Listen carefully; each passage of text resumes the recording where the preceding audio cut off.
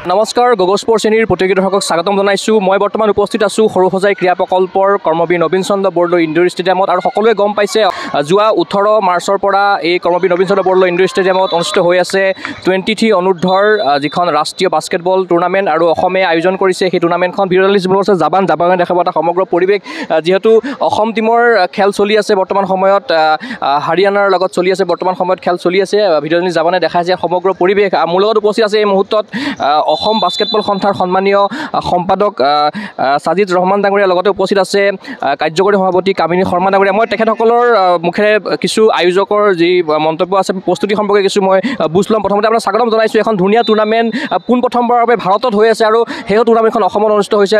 প্ৰথম সংখ্যক আণ্ডাৰ-23 national basketball tournament. গতিকে কেনেকুৱা ধৰণৰ পৰ্যায়ত চলি আছে বৰ্তমান টুৰ্ণামেণ্টখন, কি ক'ব? অসমে আজি এই ফাৰ্ষ্ট নেশ্যনেল বাস্কেটবল চেম্পিয়নশ্বিপটো আজি 25 বছৰৰ পিছত আমি এইটো ইয়াত অৰ্গেনাইজ কৰি আছোঁ। আৰু এই নেশ্যনেল চেম্পিয়নশ্বিপটো অনাৰ বাবে আমাৰ চিফ পেট্ৰন ৰিণিকী ভূঞা শৰ্মা তেওঁ যথেষ্ট কষ্ট কৰিছে। তেওঁ থ্ৰুৰে এই আমি BFI ফালৰ পৰা আমি এই টুৰ্ণামেণ্টটো আমাক দিছে। আৰু ইয়াৰ লগতে আমাৰ প্ৰেছিডেণ্ট পল্লৱ লোচন দাস তেওঁলোকৰ সহযোগত আৰু আমি যোৱা 17 তাৰিখৰ পৰা আমি এই টুৰ্ণামেণ্টটো আৰম্ভ কৰিছোঁ। আৰু এই টুৰ্ণামেণ্টটোত আমাৰ বিশেষকৈ যিমান আমাৰ আসাম বাস্কেটবল এছ'চিয়েশ্যনৰ মেম্বাৰসকল আছে, তেওঁলোকে বিভিন্ন কমিটি চাব কমিটিত তেওঁলোকে সহায় কৰি আছে। আৰু তেওঁলোকৰ প্লেয়াৰ্ছ আমাৰ দায়িত্ব হ'ল যে প্লেয়াৰ্ছখিনি যিখিনি আছে বিভিন্ন ষ্টেটৰ পৰা, সেই ষ্টেটৰ পৰা প্লেয়াৰ্ছখিনিক যাতে তেওঁলোকে হোটেলৰ পৰা অনা, ইয়াত গ্ৰাউণ্ডলৈকে অনা, তাৰপাছত তেওঁলোকক খোৱা, তেওঁলোকৰ থকা, সেই গোটেইখিনি এৰেঞ্জমেণ্ট আমি খুব সুন্দৰভাৱে কৰি আছোঁ। আৰু ঠিক তেনেকৈ আমি 24 তাৰিখলৈ কৰি তেওঁলোকক আমি ৰিটাৰ্ণ কৰাৰ কাৰণে আমি চেষ্টা কৰিম। আৰু যিহেতু অসম দলেও পাৰ্টিচিপেট কৰিছে ল'ৰা ছোৱালী উভয় শাখাতে, ইতিমধ্যে ছোৱালী টীমৰ খেল চলি আছে, লীগ পৰ্যায়ৰ খেল চলি আছে, ইতিমধ্যে ল'ৰা টীমো খেলিছে। গতিকে অসম দলক লৈ কেনেকুৱাখিনি আশা প্ৰত্যাশা আছে বা দলটো কিদৰে প্ৰস্তুতি কৰা হৈছিলে? আছে অসম আমাৰ বইজ টীম গাৰ্লছ টীম দুটাই আমি জইন কৰিছে।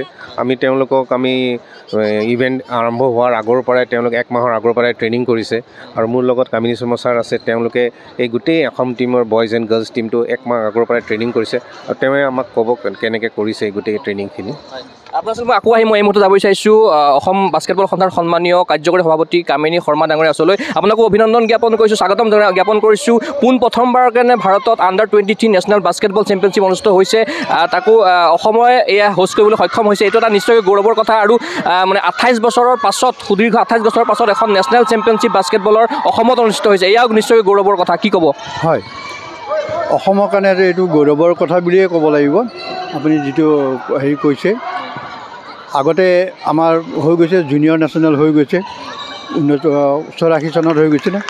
তাৰপিছত 2001 চনত চাৰ্ক বাস্কেটবল চেম্পিয়নশ্বিপ হৈছিলে। আৰু 1993 ইউথ নেশ্যনেল হৈছে, গুৱাহাটীতে হৈছিলে। আৰু 2001 চনত হৈছিলে নগাঁৱত চাব জুনিয়ৰ আণ্ডাৰ-14 হৈছিলে। সেইবিলাকো তেতিয়া হৈছিলে। কিন্তু তেতিয়াৰ ইনফ্ৰাষ্ট্ৰাকচাৰ আৰু এতিয়া ইনফ্ৰাষ্ট্ৰাকচাৰ বহুত ডিফাৰেঞ্চ হৈছে। যিহেতু তেতিয়া ইনডোৰ ষ্টেডিয়াম নাছিলেই খুব, কিন্তু নগাঁৱতো খুব ভালদৰে হৈ গৈছিলে। যি নহওক, আমাৰ এইটো ফাৰ্ষ্ট আণ্ডাৰ-23 ইয়াৰ্ছ বাস্কেটবল চেম্পিয়নশ্বিপ ফেডাৰেশ্যনে আমাক দিয়াৰ কাৰণে আমি নথৈ আনন্দিত। আৰু এইটো কাৰণে আমি প্ৰস্তুতি সুকলমে চলাই যাবৰ কাৰণে বিভিন্ন দিহা পৰামৰ্শ আমি বিভিন্ন দল আমাৰ এছ'চিয়েশ্যনৰ সক্ৰিয় সদস্যসকলেও আমাক যথেষ্ট সহায় কৰিছে, আৰু বিভিন্নজনেও আমাক সহায় কৰি আছে। এতিয়া এই ক্ষেত্ৰত সম্পাদকে অলপ আগতে ক'লেই যে আমাক কি ধৰণে আমাৰ খোৱা বোৱা, থকা মেলা, তাৰপিছত অহা যোৱা যাতায়াত এইবিলাক সুন্দৰভাৱে চলি আছে। প্ৰথম দিনাখন অলপ ইফাল বহুতে কৈছে, কিন্তু কথাটো এইটো হোৱাটো স্বাভাৱিকেই। কিন্তু এতিয়া সুন্দৰৰূপে চলি আছে, কোনো প্ৰব্লেম হোৱা নাই। আৰু বহুত টিমেই কৈছে যে এনেকুৱা আমি পৰিৱেশটো আগতে ক'তো তেনেকৈ দেখা নাছিলোঁ। এইটো আমাৰ কাৰণে এটা খুব গৌৰৱৰ বিষয় বুলিয়ে ক'ব লাগিব। আৰু যিহেতু লীগ পৰ্যায়ৰ মেচ চলি আছে, গতিকে কি পৰ্যায়ত আছে অসমে কেনেকুৱা ধৰণৰ প্ৰদৰ্শন কৰিছে এবাৰ ল'ৰা ছোৱালী উভয় শাখাতে বা বিভিন্ন দলসমূহে কেনেকুৱা পাৰফৰ্মেঞ্চ কৰিছে? যিহেতু ইয়াত 55টা দলে অংশগ্ৰহণ কৰিছে, ল'ৰা শাখাত বোধহয় 30টা আৰু ছোৱালী শাখাত 25টা। হয়, এতিয়া বিশেষকৈ ল'ৰাৰ বিভাগত আমাৰ দলে খুব সুন্দৰ খেল প্ৰদৰ্শন কৰি আছে। আজিও আছে, আবেলি 4:30 আছে অসমৰ বাকী দুখন খেলত অলৰেডি জিকিছে আৰু হয়তো কোৱালিফাই অলৰেডি হৈ গৈছে। বাকী মহিলাৰ ক্ষেত্ৰত আমাৰ দুইখন মেচ, প্ৰথম মেচখনত ভাল প্ৰদৰ্শন কৰিও হাৰি গৈছে। যি নহওক, দ্বিতীয়খনতো হাৰিলে আৰু এতিয়া এইখন চলি আছে।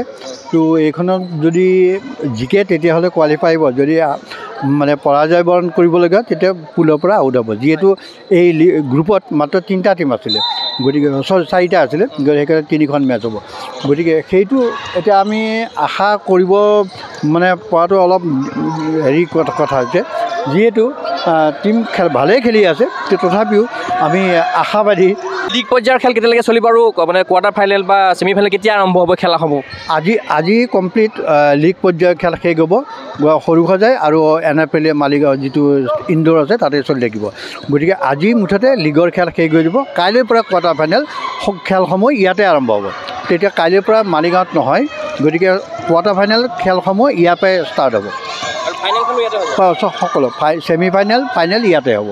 24 তাৰিখে ফাইনেল হ'ব, তাৰ আগদিনাখন ছেমি ফাইনেল হ'ব আৰু থাৰ্ড পজিশ্যনো হয় সেইদিনাখনেই হ'ব। যিহেতু 28খনৰ পৰা 30খন ৰাজ্য ইয়াতে আহিছে, গতিকে খেলসমূহ কিমান টাফ হৈছে, কিমান কঠিন হৈছে, কি আপুনি যিহেতু এগৰাকী প্ৰশিক্ষকো হয়, গতিকে কি ক'ব? এই ক্ষেত্ৰত মই প্ৰথম 18 তাৰিখে যিখন খেলা মই বয়জৰ বিশেষকৈ বয়জৰ খেল তেলেংগানা আৰু তামিলনাডুৰ খেল খুব উন্নত মানৰ খেলা হৈছিলে আৰু শিডিউল টাইমত তেওঁলোকৰ স্ক'ৰ আছিলে 65 অল। তাৰপিছত আকৌ এক্সট্ৰা টাইম যেতিয়া দিলে সেই দিয়াৰ পিছত স্ক'ৰ হৈছিল 70 আৰু 69। সেইখন খুব ভাল উন্নত মানৰ খেল বুলিয়ে ক'ব লাগিব। আৰু এইখন অলৰেডি পাব্লিছ চবতে আৰু যিটো ইউটিউবতো আহি গৈছে আৰু ডেইলি ষ্টেটমেণ্টতো টাইমছ অফ ইণ্ডিয়াটো অলৰেডি আহি গৈছে। এইটো হেৰি আৰু মই যিমান পাৰোঁ গোটেই পেপাৰসমূহতো দিবলৈ চেষ্টা কৰিছোঁ, যাতে পাব্লিছটো ভালদৰে হয়। যিহেতু ফেডাৰেশ্যনৰ ৰাষ্ট্ৰীয় সভাপতি আহিছিলে, তেখেতে কেনেকুৱা পাইছে আহি পেলাই, কিবা কৈছে নেকি আপোনালোকক? তেখেতৰ ভাষণ মতে তেখেতে খুব ভালেই পাইছে আৰু ইয়াত থকা যিহেতু খেলৰ যিটো উন্নত মানদণ্ড এইটো আপোনাৰ ষ্টেডিয়াম, ইয়াতো বহুত ধৰণৰ চাৰ্ফ গেম হৈছে, নেশ্যনেল গেম হৈছে, চাৰ্ক গেম হৈছে, গতিকে এইটো উন্নত মানৰ বুলিয়ে ক'ব লাগিব। গতিকে তেখেতে খুব প্ৰশংসাই কৰি গৈছে আমাক আৰু ভৱিষ্যতেও এনেকৈ খেলসমূহ হৈ থাকিব। মই আচলতে আকৌ আহিম, মই পুনৰবাৰ ভিডিঅ'জনী যাবনক এবাৰ পৰিৱেশটো দেখাবৰ কাৰণে অনুৰোধ জনাম, যিহেতু বৰ্তমান সময়ত হাৰিয়ানা আৰু অসমৰ খেল চলি আছে।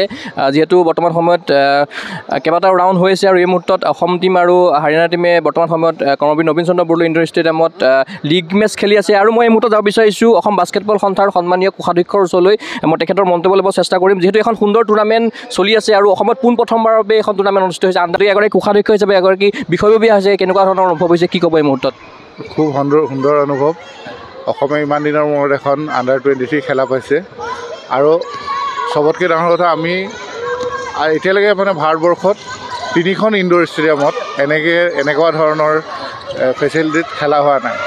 চবতে এখন বা দুখনত হয়, কিন্তু আমি এইবাৰ সম্পূৰ্ণ ইনডোৰ ষ্টেডিয়ামত খেলা পাতিছোঁ, সৰুসজাই আৰু মালিগাঁৱৰ ইনডোৰ ষ্টেডিয়ামত।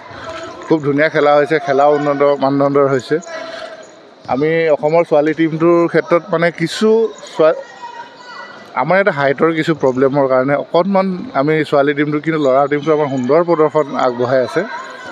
আমি আশা কৰিছোঁ টীমটো ছেমি ফাইনেললৈকে পোৱাৰ আমি আশাবাদী। যিহেতু আপুনি কোষাধ্যক্ষ, এটা কথা সুধোঁ, এই টুৰ্ণামেণ্টখন পতাৰ ক্ষেত্ৰত ফেডাৰেশ্যনে নিশ্চয় সহযোগিতা কৰিছে আৰু অসম চৰকাৰে আপোনালোকক কিদৰে সহযোগিতা কৰিছে? ফেডাৰেশ্যনৰ পৰা আমাৰ কিছু সাহাৰ্য আহিছে আৰু আমি লোকেল স্পনচাৰো লৈছোঁ আৰু অসম চৰকাৰৰ ফালৰ পৰা সাহাৰ্য আহিছে। এনেকৈ চবৰে মিলি আমি সুন্দৰভাৱে আয়োজন কৰিবলৈ সক্ষম হৈছোঁ। এই ক্ষেত্ৰত আমি আমাৰ মাননীয় চিফ পেট্ৰন ৰিণিকী মেমক বহুত ধন্যবাদ জনাইছোঁ, অসম বাস্কেটবল সন্থাৰ লগতে আৰু পল্লৱ লোচন ডাঙৰীয়াও। তেখেতলোকে ইমান বিজি টাইমৰ থাকিও আমাক এই খেলখন আয়োজন কৰাৰ কাৰণে এটা সুন্দৰ পৰিৱেশ দিছে আৰু বিভিন্ন ধৰণে সহায় কৰিছে। লগতে অকল তেওঁলোকৰ লগতে আমাৰ নিতু দা ছাৰ বা আমাৰ যিখিনি কৰ্মকৰ্তা আছে সকলোলৈকে মই অশেষ ধন্যবাদ জনাইছোঁ। ইমান সুন্দৰভাৱে ইমান এটা বিশাল আয়োজন আমি ইমান সুচাৰুৰূপে চলাই নিব পাৰিছোঁ এতিয়ালৈকে, তাৰ কাৰণে আমি সকলোৰে প্ৰচেষ্টা আৰু সকলোৰে সঁহাৰিৰ কাৰণে বহুত ধন্যবাদ সকলোলৈকে। সঁচাকৈ আমাৰ ধন্যবাদ জনাইছোঁ। মই ভিডিঅ' জাপানক মই বিপৰীত দিশৰ এটা পৰিৱেশ দেখাবৰ কাৰণে অনুৰোধ জনাম, যিহেতু বিপৰীত দিশত ল'ৰা টীমসমূহে বৰ্তমান সময়ত অনুশীলন কৰি আছে আৰু কিছু মুহূৰ্তৰ পাছতে তেখেতসকল ল'ৰা দলসমূহ কোৰ্টত অৱতীৰ্ণ হ'ব। আৰু ভিডিঅ' জাপানে দেখাই আছে কৰ্মবীৰ নবীন চন্দ্ৰ বৰদলৈ ইনডোৰ ষ্টেডিয়ামৰ এটা পৰিৱেশ। আৰু কেইবাগৰাকীও বিষয়ববীয়া আছে মোৰ লগত, অসম বাস্কেটবল সন্থাৰ সন্মানীয় বিষয়ববীয়া। মই তেখেতৰ মন্তব্য ল'বলৈ চেষ্টা কৰিম। মই আপোনাৰ ওচৰলৈ আহিছোঁ, যিহেতু পোনপ্ৰথমবাৰৰ বাবে আণ্ডাৰ-23 মানে ভাৰতত অনুষ্ঠিত হৈছে বাস্কেটবল টুৰ্ণামেণ্ট। কেনেকুৱা লাগিছে, কি ক'ব অসমৰ হোষ্ট টিম ৰাজ্য হিচাপে? এইটো আমাৰ বাবে অতি গৌৰৱৰ বিষয়, যিহেতু বাস্কেটবল ফেডাৰেশ্যন নিচিনা এখন ভাৰতবৰ্ষৰ এটা ডাঙৰ অনুষ্ঠানে আমাৰ অসমক এইখন যিহেতু প্ৰথম ইছ্যু ফাৰ্ষ্ট টাইম আমাক অৰ্গেনাইজ কৰিব দিছে, আমি সদায় গৌৰৱান্বিত আৰু তেওঁলোককো আমি ধন্যবাদ দিছোঁ। আৰু আমি যোনদিনাই তেখেতসকলে আমাক এই দায়িত্বটো দিছিল, আমি সিদিনাৰ পৰা সাজু হৈছোঁ। বহু ধৰণে সাজু হ'ব লগা হৈছে, যেনেকৈ ফাইনেন্সিয়েলি হওক, টেকনিকেল ছাইডত হওক, আপোনাৰ ইনফ্ৰাষ্ট্ৰাকচাৰ হওক। যিহেতু এইটো সেই তাহানিৰ দিনতে বনাই থৈ দিয়া এটা ভাল ইনফ্ৰাষ্ট্ৰাকচাৰ আছিল আমাৰ কাষত, গতিকে আমি এইটো সাহস কৰি আগবাঢ়িছোঁ। আৰু ইয়াতে আমি দুখনকৈ টেকনিকেল কোৰ্ট বনাইছোঁ। আৰু টেকনিকেলৰ যিখিনি আমি সুবিধা, সেইখিনি আমি উচ্চ মানদণ্ড মানে আপোনাৰ ধৰক ইণ্টাৰনেশ্যনেল ষ্টেণ্ডাৰ্ডলৈ নিবৰ কাৰণে চেষ্টা কৰিছোঁ। তাৰে কিছু অংশ আমি সফল হৈছোঁ আৰু কিছুমান ক্ষেত্ৰত আমি সেইখিনি নিব পৰা নাই, কিছুমান অসুবিধাৰ কাৰণে। কিন্তু আমাৰ অসমে যিখিনি পাৰফৰ্মেঞ্চ এতিয়া দি আছে ল'ৰাৰ ক্ষেত্ৰত বিশেষকৈ, সেইটো সঁচাই মানে এপ্ৰিচিয়েবল। ছোৱালীও আমি নকওঁ যে তেওঁলোকে দিব পৰা নাই, ছোৱালীও কষ্ট কৰিছে। কিন্তু মানে বাস্কেটবল হৈছে আপোনাৰ মেইনলি হাইটৰ গেম, যিজন আগত আমাৰ যিজনে কোষাধ্যক্ষজনে ক'লে, গতিকে সেইটো ছোৱালীৰ ক্ষেত্ৰত আমি বেছি অলপ বেকফুটত থাকিব লগা হ'ল। কিন্তু তাৰপিছতো ছোৱালী দলে বহুত চেষ্টা কৰিছে, বহুত ফাইট দিছে। আৰু ল'ৰা দলেও বহুত চেষ্টা কৰিছে। আমি আশা কৰিছোঁ হোষ্ট টিম হিচাপে আমাৰ এটা এনভাইৰমেণ্টেল এডভান্টেজ এটা আছে, সেই এডভান্টেজটো লৈ পেলাই আমি হয়তো ফাইনেল খেলিবও পাৰোঁ। খেল যিহেতু হাৰা জিকা আছে, কিন্তু খেলত প্ৰেডিকশ্যন যেনেকৈ কৰা যায় সেই প্ৰেডিকশ্যন কেতিয়াবা সলনিও হয়। গতিকে ছেমিফাইনেলটো পাব বুলি ভাবিছোঁৱেই। আৰু তাৰে ওপৰতো আশা ৰাখিছোঁ, যিহেতু আমি হোষ্ট অৰ্গেনাইজাৰ, আমিও কষ্ট কৰিছোঁ, প্লেয়াৰেও কষ্ট কৰিছে। আজি এমাহ দুমাহ ধৰি আমি কেম্প কৰিছোঁ, পাৰ্টলি আমি কেম্প কৰিছোঁ। কৰি তাৰপৰা আমি যিমান পাৰোঁ আমি ভাল প্লেয়াৰবিলাকক ছিলেক্ট কৰিছোঁ। তেওঁলোকক আমি ফুডিং লজিং দি এইকেইদিন আমি যিমান পাৰোঁ সেনেকৈ কৰিছোঁ। গতিকে আমিও আশা ৰাখিছোঁ, আমাৰ কাষত ছাৰ আছে, সাধাৰণ সম্পাদক আছে, গোটেইখিনি মিলি এটা আমি ধুনীয়া হেৰি কৰিব আছে। আৰু চবতকৈ ভাৰতবৰ্ষৰ যিজন ফেডাৰেশ্যন যিজন টেকনিকেল চেয়াৰমেন, তেখেতে এটা কথাই কৈছে যে এনেকৈ কোনো এখন নেশ্যনেল ভাৰতবৰ্ষত যে 3টা ইনডোৰ আউটডোৰ নোলোৱাকৈ 3টা ইনডোৰ ষ্টেডিয়ামত আজিলৈ হোৱা নাই। গতিকে সেই 3টা সৰু সজাত 2খন কোৰ্ট পাতিছোঁ ইনডোৰ, আৰু এখন আমি পাতিছোঁ মালিগাঁৱত। ৰেলৱে আমাক সহায় কৰিছে, ৰেলৱেকে আমি কৃতজ্ঞতা জনাব লাগিব, তেখেতসকলে আমাক সেইখিনি সুবিধা দিছে। গতিকে আমি তেওঁলোককো কৃতজ্ঞতা জনাইছোঁ আমাৰ অসম বাস্কেটবল সন্থাৰ তৰফৰ পৰা। আৰু আমাৰ যিজন মানে আমাৰ চেয়াৰমেন ৰিণিকী মেম, তেখেত সঁচাই আমাৰ মানে বেকত থকাৰ কাৰণে অকল সাহসে নহয়, তেখেতে আমাৰ পিছত থাকি আমাক যেনেকৈ আগুৱাই যাবলৈ সাহস দিছে, যেনেকৈ আমাক চাৰিওফালৰ পৰা তেখেতে সহায় কৰিছে। আমাৰ মাজত কেতিয়াবা আহি উপস্থিত হয়। লগত আমাৰ সভাপতি আছে পল্লৱ লোচন দাস, তেখেতো এক্স MP আছিল, তেখেতো আমাৰ সভাপতি। এই মানুহসকলৰ পৰা আমি যেনেধৰণৰ সহায় পাইছোঁ, সাহস পাইছোঁ, সেইখিনি আমি ক'ব লাগিব। তাৰোপৰি আমাক স্পনচাৰো কৰিছে, আপোনালোকে দেখা পাইছে আমাৰ বেনাৰবিলাকত ONGC, oil India, state bank, এনেকৈ বহুকেইটা সংস্থা আমাক সহায় কৰিছে। সেইখিনি তেখেতসকলকো আমি আমাৰ অসম বাস্কেটবল সন্থাৰ পৰা অভিনন্দন জ্ঞাপন কৰিছোঁ। গতিকে আমাৰ বহুত ভলণ্টিয়াৰ লাগি আছে, ইয়াতে বহুত কৰ্মকৰ্তা আছে। কিছুমান ভিতৰত কৈছে, আমি ডাঙৰ বিশাল এটা টেণ্ট বনাইছোঁ ফুডিঙৰ কাৰণে। গতিকে চবেই তাতে খাদ্যবিলাক ভালেই পাইছে। তেওঁলোকক আমি সুধিছোঁ কমেণ্টবিলাক, কৈছে নাই খাদ্য সঁচাই ফুডিং সঁচাই ষ্টেণ্ডাৰ্ড হৈছে, আৰু মানে বেছি স্পাইচিও হোৱা নাই, হেৰি হোৱা নাই। গতিকে আজি ইয়াতে কাৰো প্ৰব্লেমো হোৱা নাই। আমাৰ মেডিকেলো আছে বৰ্ড, গোটেইখিনি আমি বহাইছোঁ, যিমানখিনি পাৰোঁ আমি বহাইছোঁ, যিখিনি এচেঞ্চিয়েল। আৰু প্লেয়াৰক আমি যিমান পাৰোঁ সিমান ফেচিলিটি দিছোঁ, থাকিবৰ কাৰণে ধুনীয়া হোটেল দিছোঁ, অফিচিয়েলকো দিছোঁ। গতিকে এনেকৈ আমি সুন্দৰভাৱে এইখন নি পেলাই সামৰিবলৈ বিচাৰিছোঁ। আৰু কেইদিনমান আছে, 24 তাৰিখে আমাৰ শেষ পৰ্যায়ত আমি উপনীত হ'ম। গতিকে আশা ৰাখিছোঁ, চবকে অনুৰোধ জনাইছোঁ, আমাক আহি ইয়াতে উপস্থিত হৈ আমাৰ খেল চাই ষ্টেডিয়ামটো ভৰি থাকিলে আমি বৰ ভাল পাম। এই আমাৰ মানে ক'ব লগা। বিৰোধী জাপানক এবাৰ দেখাবৰ কাৰণে স্ক'ৰবোৰ্ডখন দেখাবৰ কাৰণে অনুৰোধ জনাম। এই মুহূৰ্তত আছামৰ যদি স্ক'ৰখন চোৱা যায় 52 হৈ আছে আৰু হাৰিয়ানা 58 হৈ আছে। 6 পইণ্টত অলপ পিছ পৰি আছে যদিও অসমেও ভাল খেলিছে। ছোৱালী টীমটো ইতিমধ্যে বিৰোধী জাপানে দেখাই আছে বা সুন্দৰ প্ৰদৰ্শন কৰিছে। এই মুহূৰ্তত দেখা পাইছোঁ 55 পইণ্ট অৰ্জন কৰিছে অসম দলটোৱে, আকৌ পইণ্ট অৰ্জন কৰিছে 3 পইণ্টত পাছ পৰি আছে অসম দল। তথাপিতো খুব সুন্দৰ প্ৰদৰ্শন আগবঢ়াইছে। এই মুহূৰ্তত মই শেষত আহিব বিচাৰিছোঁ অসম বাস্কেটবল সন্থাৰ সন্মানীয় সম্পাদক ছাজিদ ৰহমান ডাঙৰীয়া ওচৰলৈ। যিহেতু অসম দলে সুন্দৰ প্ৰদৰ্শন কৰি আছে, অলপ মাত্ৰ 3 পইণ্টত পাছ পৰি আছে, কিন্তু এই মুহূৰ্ততো জিকাৰ পূৰ্ণ সম্ভাৱনা আছে। তাকে এতিয়া চাওঁ, দেখা যায় কি হয়। গেমটো গেমেই হয় এতিয়া, আৰু মই আশা কৰিছোঁ যে আমাৰ 24 তাৰিখে আমাৰ ক্লজিং চেৰেমনি আছে, তাতে যাতে সকলো যাতে ৰাইজে আহে, যাতে গেম লাভাৰ যিখিনি আছে গোটেইখিনি ৰাইজে আহে। আৰু আমি অসম বাস্কেটবল এছ'চিয়েশ্যনৰ পৰা বিচাৰি আছোঁ যে বাস্কেটবলটো অসমত পপুলাৰ হোৱাৰ কাৰণে যাতে প্ৰত্যেক স্কুল, প্ৰত্যেক কলেজ, প্ৰত্যেক ঘৰে ঘৰে যাতে মানে বাস্কেটবলটো যাতে আহে। সেই হিচাপে আমি এইটো এইম লৈ আমাৰ যিটো চেয়াৰমেন আমাৰ প্ৰেছিডেণ্ট পল্লৱ লোচন দাস আৰু আমাৰ চিফ পেট্ৰন ৰিণিকী শৰ্মা ভূঞা, তেওঁলোকৰো সেই এইম যে অসমত যাতে বাস্কেটবলটো যাতে পপুলাৰ হয়, সেই এইম লৈ আমি এইটো ষ্টাৰ্টিং আমাৰ ফাৰ্ষ্ট আণ্ডাৰ-23 নেশ্যনেল বাস্কেটবল চেম্পিয়নশ্বিপটো আমি এতিয়া ষ্টাৰ্টিং কৰিছোঁ। আমি আহিব লগা নতুন যিটো আমাৰ কেলেণ্ডাৰখনত আমি আৰু বহুত ইভেণ্ট অৰ্গেনাইজ কৰিম, লিগ কৰিম, আৰু এনেকৈ বহুত ধৰণৰ অৰ্গেনাইজ কৰি আমাৰ আশা যে আমি এই বাস্কেটবলটো বহুত পপুলাৰ কৰিম আৰু বেছি মানুহ যাতে ওলাই আহি বাস্কেটবলটো খেলে, সেয়ে আমাৰ এইম হ'ল। আৰু ক্লজিং চেৰিমনিত অসমৰ মাননীয় মুখ্যমন্ত্ৰী ডক্টৰ হিমন্ত বিশ্ব শৰ্মাও উপস্থিত থকাৰ কথা, গতিকে পূৰ্ণ সম্ভাৱনা আছে। হয়, তেওঁৰ পূৰ্ণ সম্ভাৱনা আছে, তেওঁ অহা কথা। আৰু সেইটো শ্বেডিউল লৈ আজি আমি এটা মিটিং এখন আহিছে, আমাক 1:30 বজাত আমি বহিম। আমাৰ প্ৰেছিডেণ্ট পল্লৱ লোচন দাস তেওঁ আহিব, সেইটো লৈ আমি এটা মিটিং বহি আমি কেনেকৈ প্ৰগ্ৰামটো কৰোঁ তাতে এটা ডিছকাশ্যন আছে আজি আমাৰ। ৰাষ্ট্ৰীয় সভাপতিজনে এটা কথা উল্লেখ কৰিছিলে, মানে আমাৰ যেতিয়া আমি লৈছিলোঁ ক্ৰীড়ামন্ত্ৰী ডাঙৰীয়াক তেখেতে অনুৰোধ কৰিছে, একাডেমীৰ কথা অনুৰোধ কৰিছে কিন্তু বাস্কেটবলৰ। গতিকে কেনেকুৱা ধৰণৰ আলোচনা হৈছে আপোনাৰ ৰাষ্ট্ৰীয় সভাপতিৰ লগত? কি আহি পেলাই তেখেতে কি দেখা পালে, কি ক'ব? তেওঁলোকে খুব ভাল পাইছে, আৰু আমাৰ এইটো প্ৰিলিমিনাৰী ষ্টেজ, এটা বাস্কেটবল একাডেমী তেওঁলোকে অফাৰ দিছে। বাকীখিনি আমি এই ইভেণ্টৰ পিছত বহি তেওঁলোকৰ লগত কথা পাতিম। কিন্তু আমাৰ এইটো যে বাস্কেটবল একাডেমী এটা তেওঁলোকৰ পৰা অফাৰ আহিছে, সেইটো সত্য, এইটো আহিব, কৰিছে তেওঁ, আৰু এইটোত আমি এটা ৱৰ্কআউট কৰিম। আমি ক্ৰীড়ামন্ত্ৰী ডাঙৰীয়া প্ৰতিশ্ৰুতি প্ৰদান কৰিছে, তেওঁলোকেও কৰিছে, আমাৰ প্ৰেছিডেণ্ট আৰু আমাৰ চিফ পেট্ৰন তেওঁলোকৰ আগতো তেওঁলোকে এছুৰেঞ্চ দিছে যে আমি এটা বাস্কেটবল ফেডাৰেশ্যন অফ ইণ্ডিয়াৰ ফালৰ পৰা এটা ইয়াত একাডেমী এটা কৰাৰ কাৰণে। নিশ্চয়কৈ আপোনাক ধন্যবাদ জ্ঞাপন কৰিছোঁ। মই অসম বাস্কেটবল সন্থাৰ সমূহ বিষয়ববীয়াক মই এই মুহূৰ্তত ধন্যবাদ জ্ঞাপন কৰিছোঁ।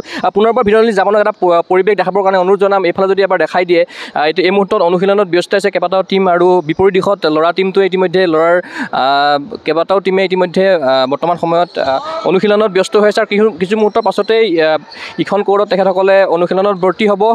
যিহেতু যোৱা 18 মাৰ্চৰ পৰা সৰুসজাই ক্ৰীড়া প্ৰকল্পৰ কৰ্মবীৰ নবীন চন্দ্ৰ বৰদলৈ ইনডোৰ ষ্টেডিয়ামত অনুষ্ঠিত হৈ আছে এই 23 অনুৰ্ধৰ যিখন বাস্কেটবল টুৰ্ণামেণ্ট, ৰাষ্ট্ৰীয় টুৰ্ণামেণ্ট। আমি আশা কৰিম এই টুৰ্ণামেণ্টত অসম দলে ল'ৰা ছোৱালী উভয় শাখাতে সুন্দৰ প্ৰদৰ্শন কৰি পদক লাভ কৰে, সেয়ে আমি আশা কৰিছোঁ। লগতে অসম বাস্কেটবল সন্থাৰ যিটো হেৰুৱা গৌৰৱ আছিলে, সেই গৌৰৱ পুনৰ উদ্ধাৰ কৰাৰ কাৰণে ইতিমধ্যে চেষ্টা কৰিছে। আমি আশা কৰিম হেৰুৱা গৌৰৱ ইতিমধ্যে অসম বাস্কেটবল সন্থাৰ নতুন কমিটিৰ নেতৃত্বত পল্লৱ লোচন দাস ইতিমধ্যে সভাপতি দায়িত্বত আছে, সম্পাদক ডাঙৰীয়া হিচাপে আছে ছাজিদ ৰহমান ডাঙৰীয়া, তেখেতসকলৰ নেতৃত্বত অসম বাস্কেটবলে হেৰুৱা গৌৰৱ আকৌ পুনৰুদ্ধাৰ কৰক। যিহেতু 28 বছৰৰ পাছত এখন ৰাষ্ট্ৰীয় টুৰ্ণামেণ্ট, বাস্কেটবলৰ টুৰ্ণামেণ্ট অসমত অনুষ্ঠিত হৈছে। আমি আশা কৰিম এই টুৰ্ণামেণ্টখন সাফল্যমণ্ডিত হওক, সেই আশাৰে মই চিন্ময় কুমাৰ বৰাই বিশেষ অনুষ্ঠানৰ পৰা বিদায় লৈছোঁ। চাই থাকিব গগৈ স্পৰ্টছ চিনি, ধন্যবাদ।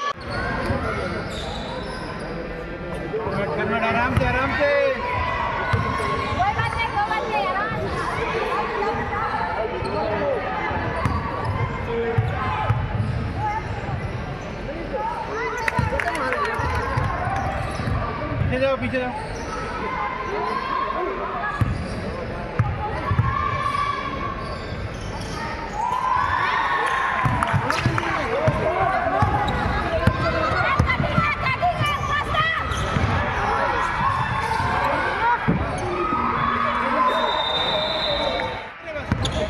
बॉल नीचे साथ में लेफ्ट ही जाएगी, राइट से मारेगी।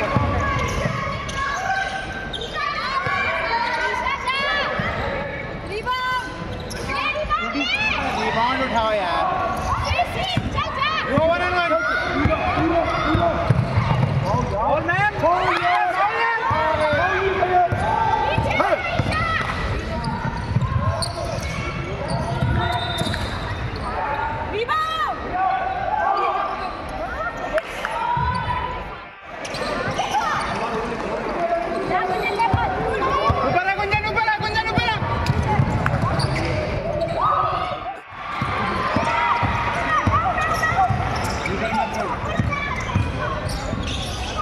Open. Pass now open. Good second, good second.